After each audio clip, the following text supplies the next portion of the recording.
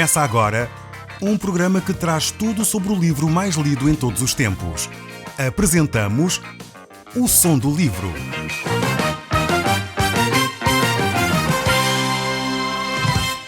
Seja muito bem-vindo. Neste podcast vai encontrar o livro mais conhecido e lido em todo o mundo. Vamos levá-lo numa viagem pela história da humanidade.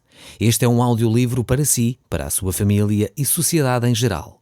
Contextualização e comentários de Paulo Chaveiro. Nós temos estado a ver o Evangelho de São João e nós encontramos Jesus, no último programa, na casa de Lázaro. Ele foi até à casa de Lázaro para ressuscitá-lo. Era um lar cristão onde morava Lázaro, Maria e Marta. Era uma família que de facto tinha Jesus como centro da sua vida.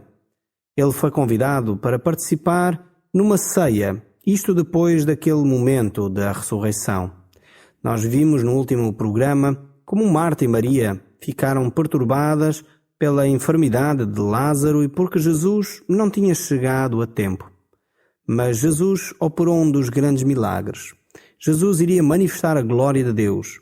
E se ele tivesse ido mais cedo, Marta e Maria e o próprio Lázaro não tinham experimentado a relação com Deus a um outro nível. E é por isso muitas vezes que o sofrimento chega à nossa vida.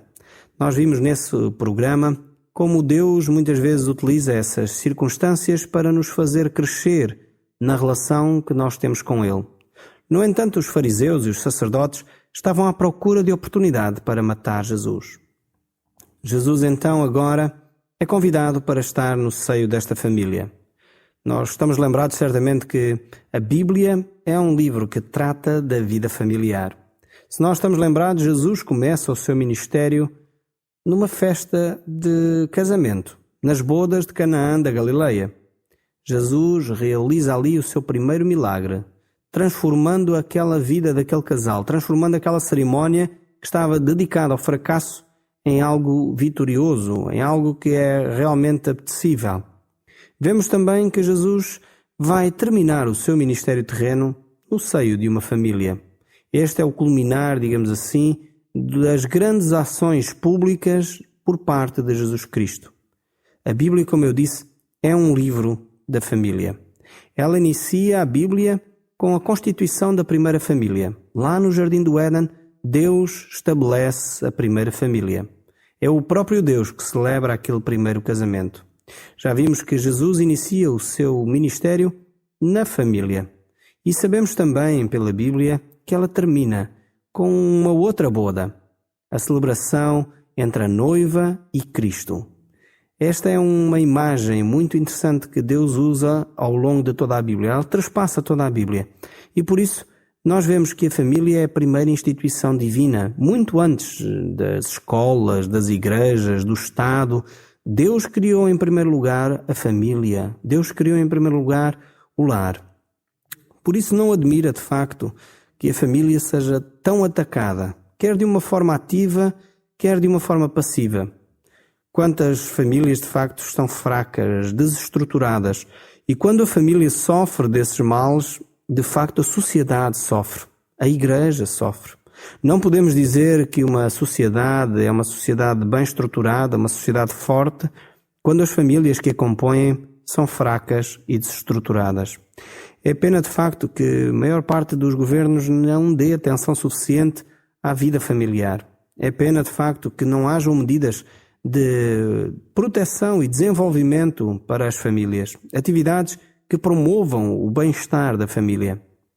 Quantas mais famílias saudáveis nós tivermos, melhor será de facto a nossa sociedade. É difícil encontrar uma sociedade saudável quando o relacionamento entre os pais não é agradável, quando os filhos não se dão bem com os pais, quando as pessoas não se desenvolvem de uma forma equilibrada numa família. É difícil ter assim uma sociedade equilibrada. Infelizmente, quando se dá espaço a abusos sexuais, a maus tratos na família, a violência doméstica, não podemos pensar dessa forma que assim as famílias vão ser bem-sucedidas. Quando na família o marido e a esposa não são consequentemente bons pais e boas mães, quando não têm a sua vida sexualmente estável também, quando não têm uma atitude e uma educação responsável para com os seus filhos, Não tenhamos ilusões. Não vamos conseguir criar uma nova geração que tenha uma atitude responsável diante da sociedade, que tenha um comportamento equilibrado, que tenha uma vida inclusive sexual responsável, se os modelos que vêm em casa não são de acordo com esses princípios. Infelizmente, as famílias têm sido atacadas de uma forma tremenda. Os relacionamentos, as fidelidades, as confianças são postas em causa. Se nós olharmos para os noticiários, se nós olharmos para as TVs, revistas, outdoors, até para os portais informáticos, nós vamos ver que não há uma postura pedagógica quanto a uma boa atitude nas relações.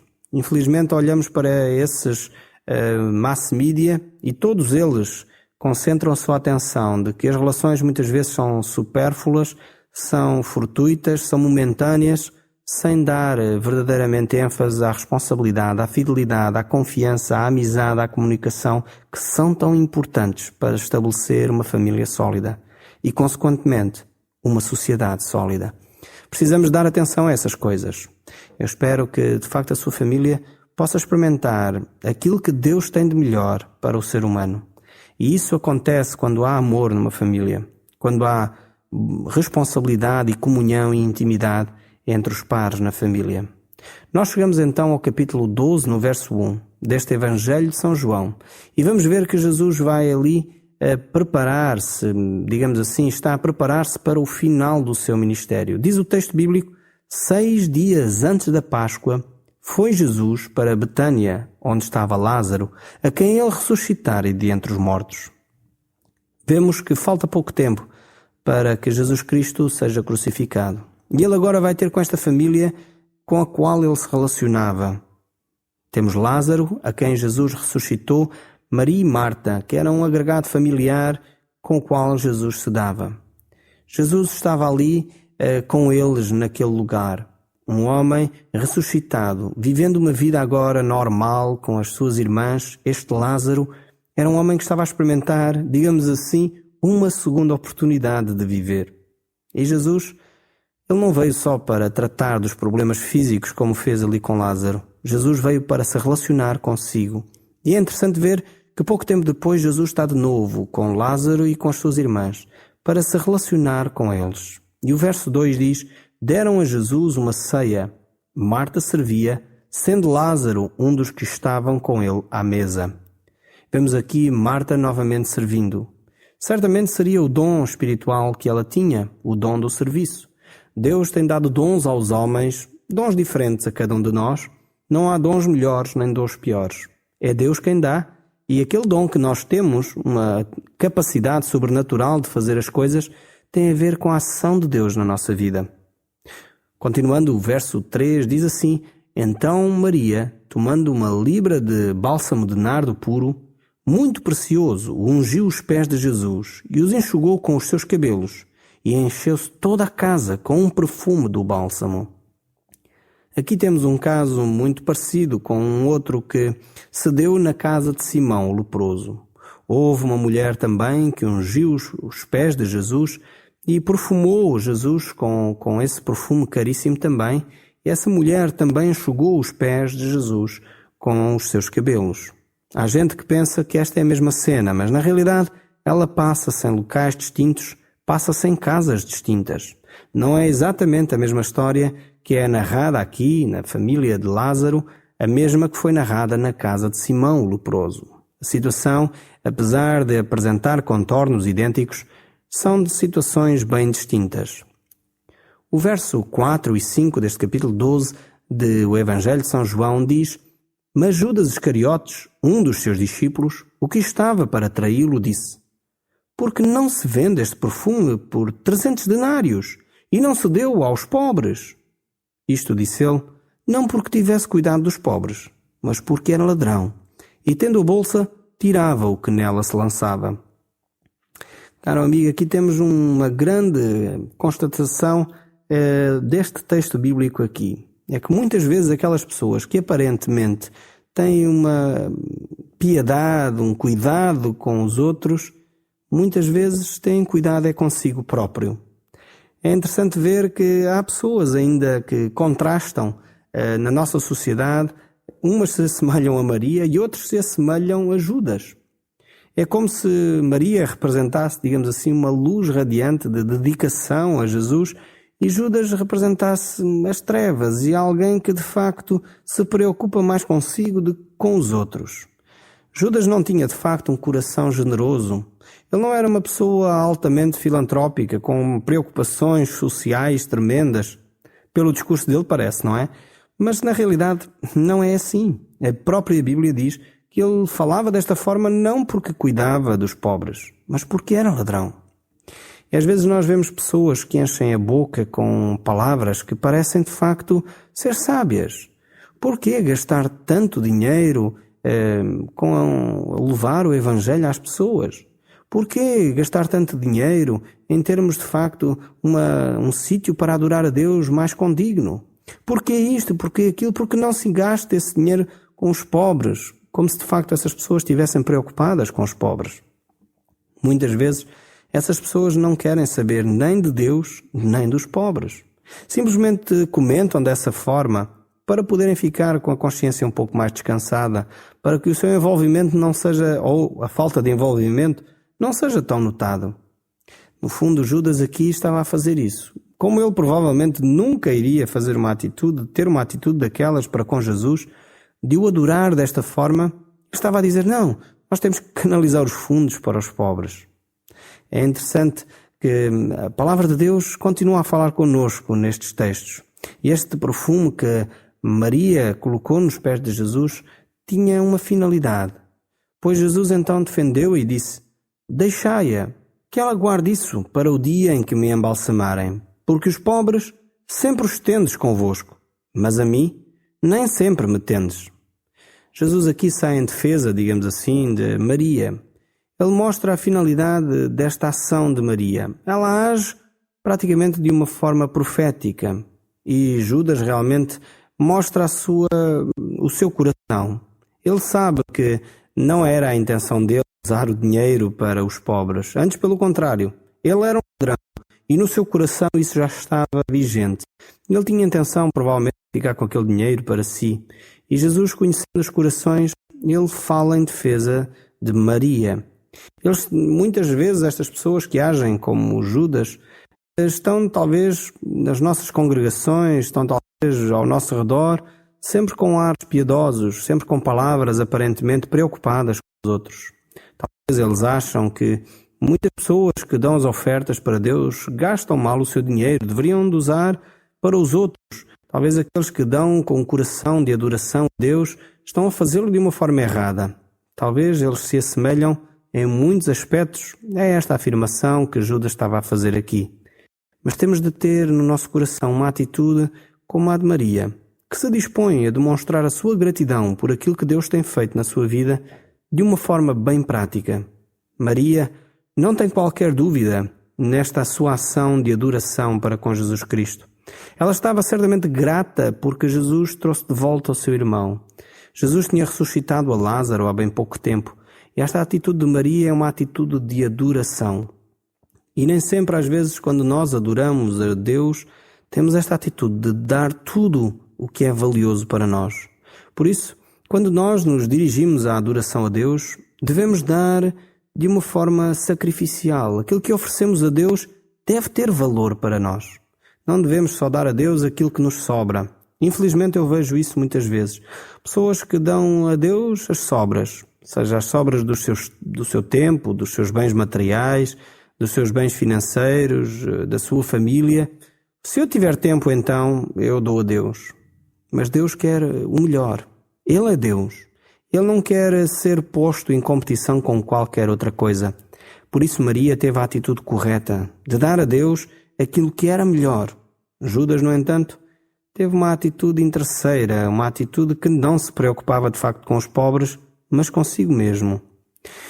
Vamos voltar aqui ao texto, no verso 9, e diz assim o texto desta forma: soube numerosa multidão dos judeus que Jesus estava ali, e lá foram não só por causa dele, mas também para ver a Lázaro, a quem ele ressuscitara de entre os mortos. Mas os principais sacerdotes resolveram matar também a Lázaro, porque muitos dos judeus, por causa dele, voltavam crendo em Jesus. Estes textos bíblicos aqui mostram a reação que os judeus tiveram à ressurreição de Lázaro. Mostram muito claramente que tipo de religião, podemos dizer assim, estes sacerdotes, estes fariseus, tinham naquela época. Eles conheciam os milagres que Jesus tinha feito, mas de alguma forma eles não criam naquilo que Jesus estava a fazer. Era como se eles quisessem tapar o sol com a peneira. A fama de Jesus já corria por toda a parte, as notícias espalhavam-se tremendamente, mas eles, para tentarem travar aquilo que Jesus estava a fazer, não só queriam matar Jesus, como queriam eliminar as provas de que Jesus era o próprio Deus. Por isso, intentavam matar também a Lázaro, que era uma das provas vivas de que Jesus tinha poder até para ressuscitar os mortos. Esta ressurreição foi de facto tremenda. A população ficou fascinada com o poder que Jesus Cristo tinha. Jesus é de facto Deus. É este Deus que dá vida inclusive aos mortos. É o Deus que do caos criou o universo. E era este Deus que os judeus não estavam a querer aceitar na pessoa de Jesus Cristo. Eles ou se rendiam de facto às evidências de que Jesus era o Deus de todo o universo que estava ali no meio deles, ou então eles teriam que tentar apagar essas provas. E é exatamente isso que faz a religião. Quando nós entendemos religião num sentido negativo, muitas vezes a religião é isso, é um certo número de coisas que tenta tapar a nossa relação com Deus. São artefactos, são rituais, são situações, princípios e mais princípios, estabelecimento de determinadas regras que nos impedem muitas vezes de nos relacionarmos com este Deus. E os judeus estavam a fazer isso. Eles tinham a sua religião como mais importante do que a sua relação com Deus. E por isso eles talvez até poderiam aceitar Jesus no seu meio, mas não queriam um relacionamento com Jesus. Eles até poderiam dizer que criam em Deus, mas eles não queriam um relacionamento com Deus. E talvez ainda hoje há religiões no nosso meio assim, que colocam entraves para que a pessoa se relacione com Deus. Em vez de podermos ter um acesso direto a Deus, não temos. Há uma série de preceitos e formas que temos de seguir para nos relacionarmos com Cristo. Vemos que neste texto aqui, muitos dos judeus voltavam crendo em Jesus, por causa daquilo que Jesus era e por causa daquilo que Jesus estava a fazer. E você pode crer em Jesus também por causa daquilo que Ele quer fazer na sua vida. Deus quer se relacionar consigo através da pessoa de Jesus Cristo. Voltando aqui ao verso 12, diz o texto: no dia seguinte, numerosa multidão que viera à festa, tendo ouvido que Jesus estava de caminho para Jerusalém, tomaram ramos de palmeira e saíram ao seu encontro, clamando: Hosanna, bendito que vem em nome do Senhor e que é o Rei de Israel. Vemos que esta numerosa multidão começa a reconhecer Jesus Cristo. Mas as multidões são interessantes por um lado. Ora, clamam Jesus como Rei, ora, pouco tempo depois estão a gritar: crucifica-o, crucifica-o. O verso 14 do nosso texto bíblico diz: E Jesus, tendo conseguido um jumentinho, montou nele, segundo está escrito: Não temas, ó filha de Sião, eis que o teu rei vem aí, montado em um filho de jumenta. Os seus discípulos, a princípio, não compreenderam isso. Quando, porém, Jesus foi glorificado, então eles se lembraram de que estas coisas estavam escritas a respeito dele. Este texto bíblico aqui citado neste Evangelho de São João é o texto de Zacarias, capítulo 9, verso 9, onde é profetizada a entrada de Jesus em Jerusalém, montado neste jumentinho. A palavra de Deus no Velho Testamento está cheio de profecias acerca da pessoa de Jesus Cristo que se cumpriram literalmente no tempo em que Jesus esteve no nosso meio. Voltando aqui ao Evangelho de São João, capítulo 12, no verso 17 diz o texto assim: Dava, pois, testemunho disto a multidão que estava com ele, quando chamara Lázaro do túmulo e o levantara dentre os mortos. Por causa disso, também a multidão lhe saiu ao encontro, pois ouviram que ele fizera este sinal. De sorte que os fariseus disseram entre si: Vede que nada aproveitais, eis aí vai o mundo após ele. Estes fariseus estavam a reconhecer que Jesus, de facto, estava a cativar as pessoas com as suas ações. De sorte que eles diziam que eis o mundo aí vai após ele. Eles estavam a começar-se a render às evidências. No entanto, eles não estavam convencidos que Jesus Cristo era o próprio Deus. No fundo, Eles no seu coração não criam em Jesus. E talvez é como muitos de nós. Talvez alguns de nós pensam, será que de facto Cristo é para ser seguido? E eu quero lhe perguntar a si que me está a ouvir. Você diz-se cristão? Você segue realmente a Cristo? Ou as suas palavras, ações, pensamentos negam aquilo que você diz? Você diz ser cristão, mas você não vive em conformidade com as palavras de Cristo. Ser cristão é viver como Cristo ensinou. O verso 20, então, do nosso texto diz: Ora, entre os que subiram para adorar durante a festa, havia alguns gregos. Estes, pois, se dirigiram a Filipe, que era de Betsaida da Galileia, e lhe rogaram: Senhor, queremos ver a Jesus. Este é um texto muito interessante, este texto aqui dos gregos que se aproximam de Jesus Cristo, pois querem falar com Ele e pedem a Filipe para os apresentarem à pessoa de Jesus Cristo. Filipe foi dizê-lo a André, e André e Filipe o comunicaram a Jesus.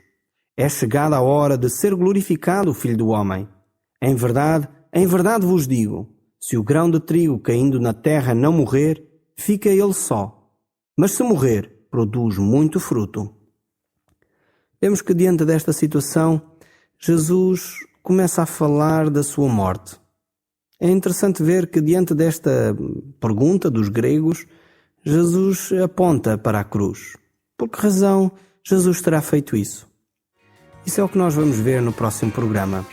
O Som do Livro, uma produção da Rádio Transmundial de Portugal.